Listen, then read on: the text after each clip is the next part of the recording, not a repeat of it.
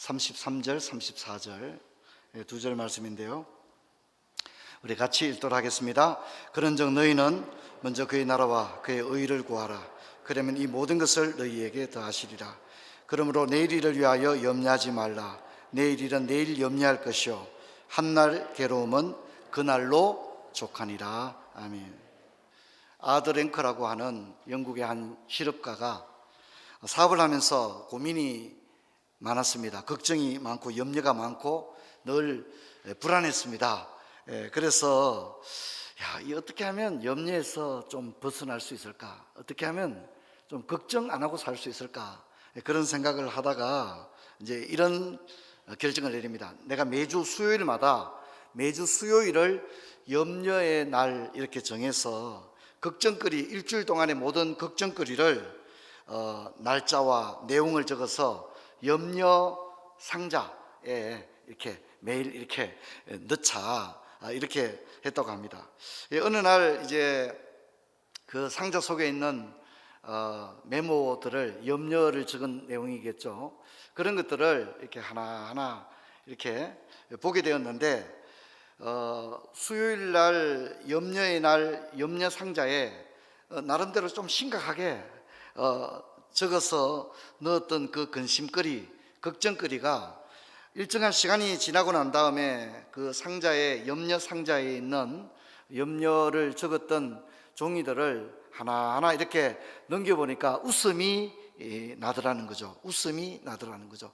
적어 넣을 때만 해도 진짜 심각한 마음으로, 염려에 가득 찬 마음으로 그렇게 걱정과 근심을 적어서 넣었는데, 시간이 지나서 염려 상자에 있는 자신이 적어 넣었던 그 염려를 적은 종이들을 하나하나 보는데 웃음이 나더라는 겁니다. 그것은 상자에 넣을 당시만 해도 큰 문제거리였던 그것들이 시간이 지나서 그것을 읽을 때는 그거야말로 아무 문제도 아니었다는 사실을 시간이 지난 다음에 알게 되었다는 겁니다.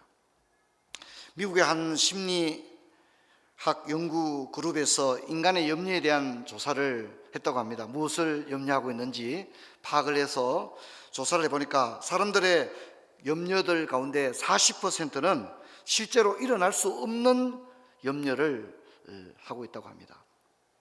그리고 30% 정도는 과거에 있었던 염려를 또 하는 거죠. 또 그런 일이 생기면 어떡하나. 이제 과거에 한번 좀 혼난 일이 있었는데 과거에 있었던 일을 끄집어내어서 또 그런 일이 생기면 어떻게 할 거냐, 이런 식으로 염려를 한다고 합니다. 그리고 10% 정도는 질병에 관한 염려이고, 진짜 이건 좀 문제 있는 것 같다, 걱정거림에 틀림이 없다 라고 할 수 있는 것은 8% 정도밖에 되지 않는다고 합니다. 그러니까 우리가 하는 염려들 가운데 대부분은 사실은 일어나지 않을 일이고요, 또 과거에 일어났던 그 안 좋은 추억 때문에, 기억 때문에 혹시 이런 일이 또 생기면 어떻게, 그렇게 염려하고, 또 건강에 관한 염려, 이런 것들이라고 합니다. 근데 여러분, 저는 오늘 이 염려에 대해서 여러분과 함께 좀 생각을 해보려고 하는데, 이 염려라고 하는 것이 우리 신앙생활에 아주 좋지 않은 영향을 미치게 됩니다. 우리가 읽지 않았습니다만 이 마태복음 6장을 보면 걱정에 대한 것, 염려에 대한 것 많이 나오고 있죠. 생명에 관한 염려, 몸에 관한 염려, 무엇을 먹을까, 마실까, 입을까 하는 그런 염려들이 소개가 되고 있습니다. 그런데 예수님이 말씀하려고 하는 것은 너희들이 염려하는 것 자체가 잘못됐다, 이런 얘기는 아닙니다.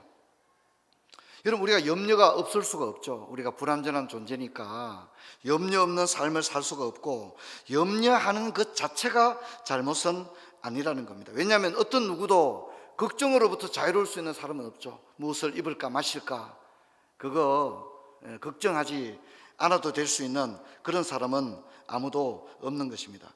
하지만 예수님은 그럼에도 불구하고 너희들은 염려하지 말라, 이렇게 얘기하는데, 그 이유는 너희들은 하나님의 자녀이기 때문이다, 너희들은 나의 자녀이기 때문이다, 그렇게 이야기를 하고 있습니다.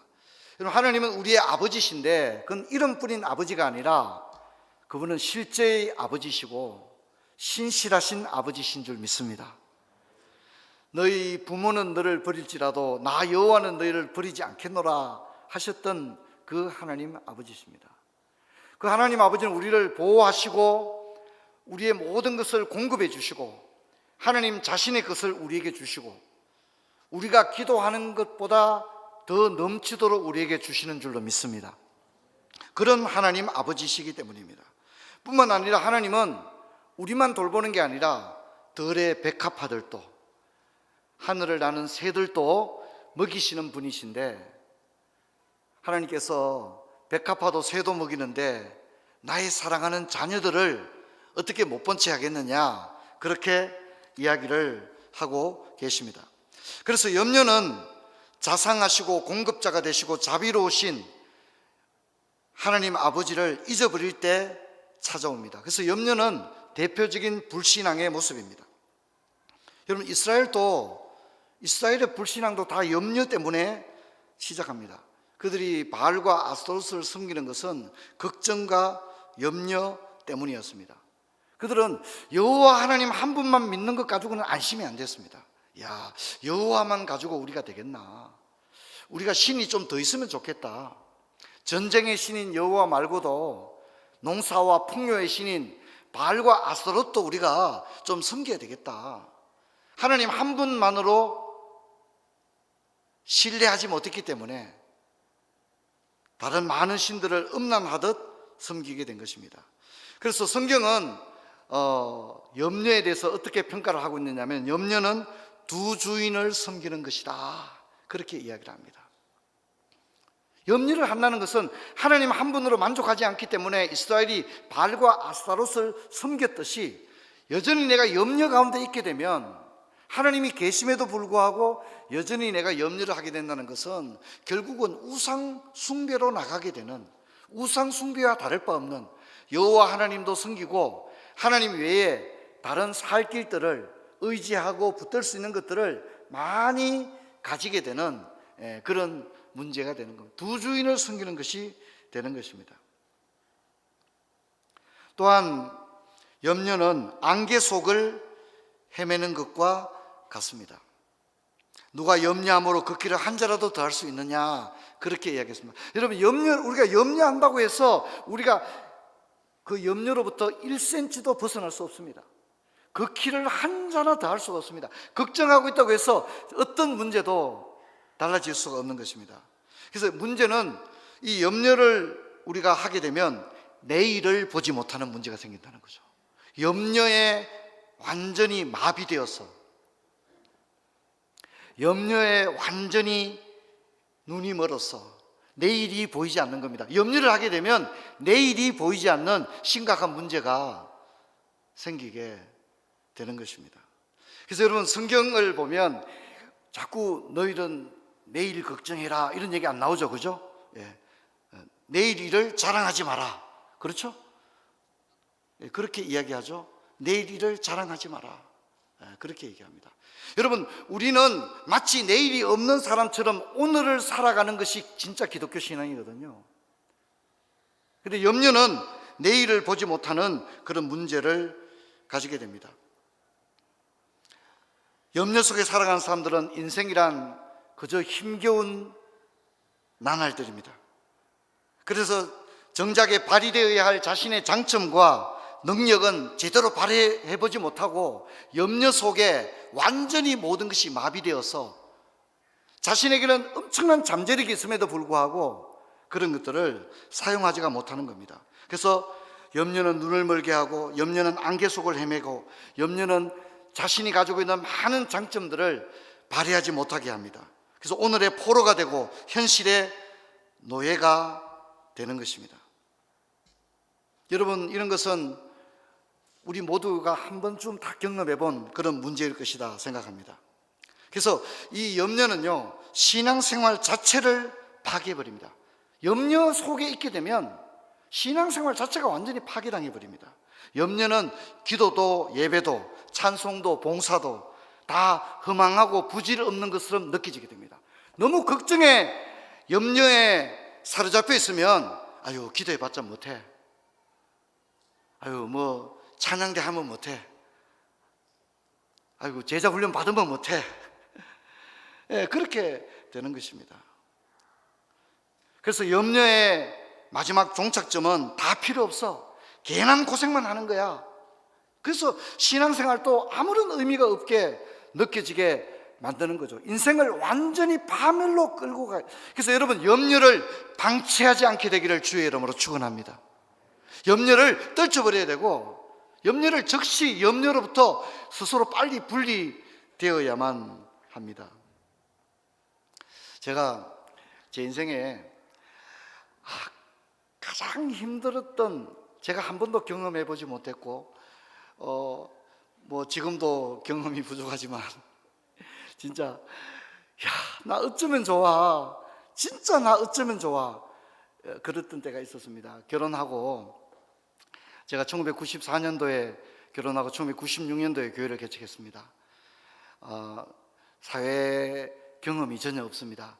교회에서 교육 전도사, 그게 제 사회 경험의 전부입니다. 이력서에 쓸 수 있는 게 교육 전도사, 그게 전부입니다.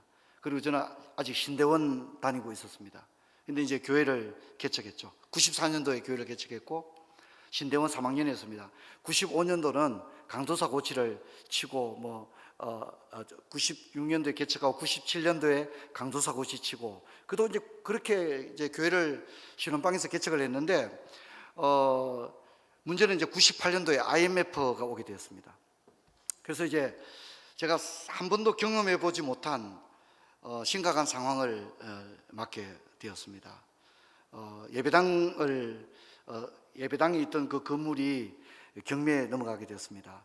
그래서 이제 예배당의 간판, 십자가 종탑을 다 떼내고 몇 개 되지 않는 장의자와 강대상도 옥상에 다 이렇게 올려서 임시로 이렇게 거적을 덮어쓰고 그렇게 있었습니다. 그리고 당시에 사택이 옥상에 가건물로 있었는데, 문제는 이제 설상가상인 거죠. 그런데 이 옥상의 가건물이 불법 건물이죠. 옥상의 가건물이 갈 데가 없었기 때문에 옥상에다가 콘크리트 스치볼 판넬로 그냥 이렇게 방 같은 거 하나 만들어 놓고 거기 살고 있었는데, 그게 항공사진에 찍힌 겁니다. 아침을 먹고 있는데 동구청의 직원들이 공무원 옷 입고 아침에 온 거예요. 문을 막 두드리는 거예요. 문을 열었더니 공무원들이 옥상에 온 거예요. 그리고 뭐라고 하냐면, 목사님 너무 죄송합니다, 목사님. 근데 목사님, 저희들이 이렇게 올 수밖에 없습니다. 왜냐하면 목사님 이 건물은 불법 건물이고 항공사진에 찍혔습니다. 하필 거기가 그 대구공항 가까운 데지 않습니까? 그죠? 항공사진에 목사님 찍혀가지고 이것은 철거를 해야 됩니다. 목사님이 철거를 안 하면 벌금을 너무 많이 내기 때문에 저희들이 직접 와서 알려드리는 겁니다. 목사님 정 안 되시거든, 이걸 일단 뜯고 새로 짓는 한이 있더라도 일단은 무조건 철거를 하고 깨끗하게 철거했다는 것을 사진을 찍어서 구청에 제출을 해야만이 목사님이 이 번칙금을 물질 않습니다. 번칙금이 워낙 비싸니까 목사님 얼른 해야 됩니다. 기한이 이틀밖에 남지 않았습니다. 목사님 꼭 철거하고 사진을 찍어서 제출을 하라는 거예요. 이게 이제 교회 개척했죠. 이제 결혼해서 이제 첫 아이 딸을 낳았는데 아직 어립니다. 그런데 진짜 코로나 이 상황도 참 우리에게 너무나도 한 치 앞을 내다보는 상황인 것처럼 이 IMF 때 저 역시 참 너무 힘들고 어려운 상황이었습니다. 그래서 제가 그는 어떤 사회 경험도 없고 이러니까, 일단 어디라도 짐이라도 갖다 놓을 데를 찾아야 되겠다 이렇게 생각하고 봉고차를 몰고, 제가 그때 우리 교회가 이제 이 성서 쪽으로 왔으면 좋겠다 이런 생각을 가지고 있었기 때문에, 교회가 언젠가는 성서로 이사를 올 거니까 제가 하빈, 성주, 고령 차를 몰고 하루 종일 다니면서 짐 좀 갖다 놓을 수 있는 촌집, 빈집 이런 것 좀 동네마다 알아보러 다녔어요. 근데 하루 종일 다녔지만 빈집을 찾지 못하고 저녁이 어두워서 저녁이 돼서 집에 갔어요. 집에 갔더니 아내가 그러는 거예요. 여보, 우리 어디 짐 갖다 놓을 때라도 찾았어요?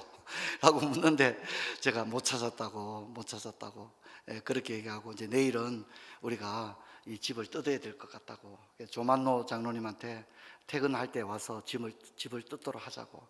그리고 이제 그곳에서의 마지막 밤인 거죠. 내일은 어디로 가야 될지도 모르고 그 옥상에 가그물 사택을 뜯어야 되는데, 제가 이제 누워서 저녁에 잠을 자는데 잠이 오지 않더라고요.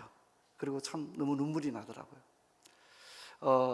어떻게 하면 좋을까? 갈 곳이 없는데, 그때 제가 마음에 떠올랐던 성경 구절이 내일 일은 내일 염려하라.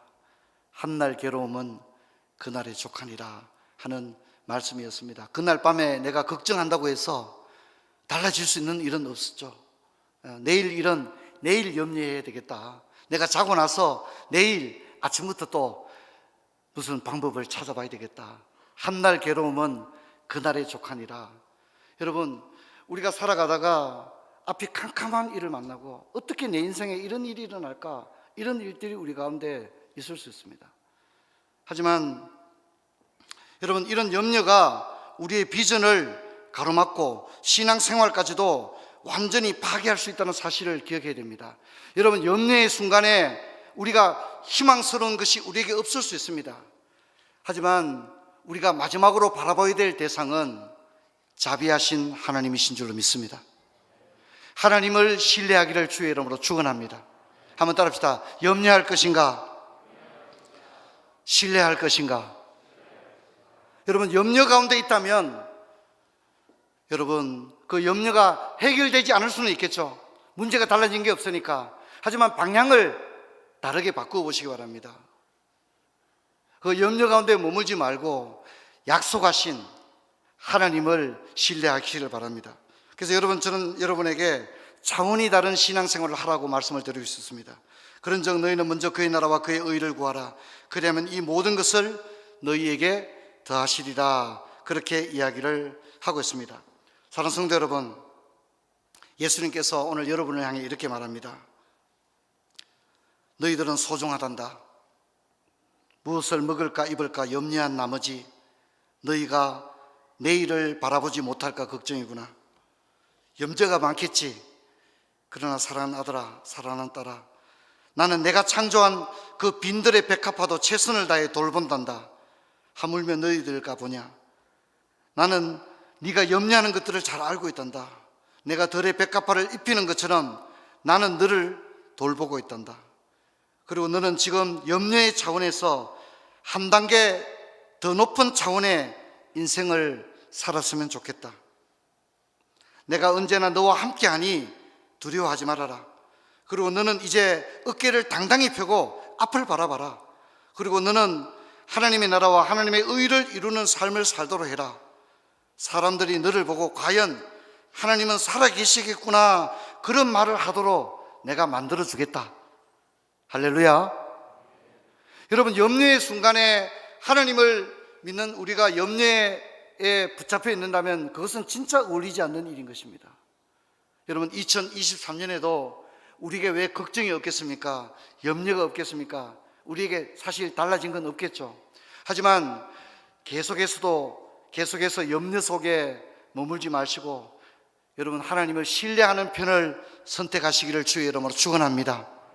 우리 한번 따라합시다. 하나님께서 계획이 있으실 거야. 하나님께서 지켜보고 계셔. 하나님께서 나와 함께 하신다. 할렐루야. 이 믿음을 가지길 바랍니다. 염려가 몰려올 때, 염려가 여러분을 무너뜨리려고 할 때, 여러분이 염려에 완전히 마비되어서 어떤 능력조차도 발휘할 수 없게 되었을 때 여러분 기억하시기 바랍니다. 내가 염려 속에 계속 있다가는 큰일 나겠구나. 여러분, 염려를 떨쳐버리고 하나님을 신뢰하는 한 차원 다른 그런 믿음의 삶을 새해부터 살아가는 저와 여러분 되기를 주의 이름으로 축원합니다. 우리 찬양을 하나 하시고 성찬을 위해서 한번 준비하도록 그렇게 하겠습니다.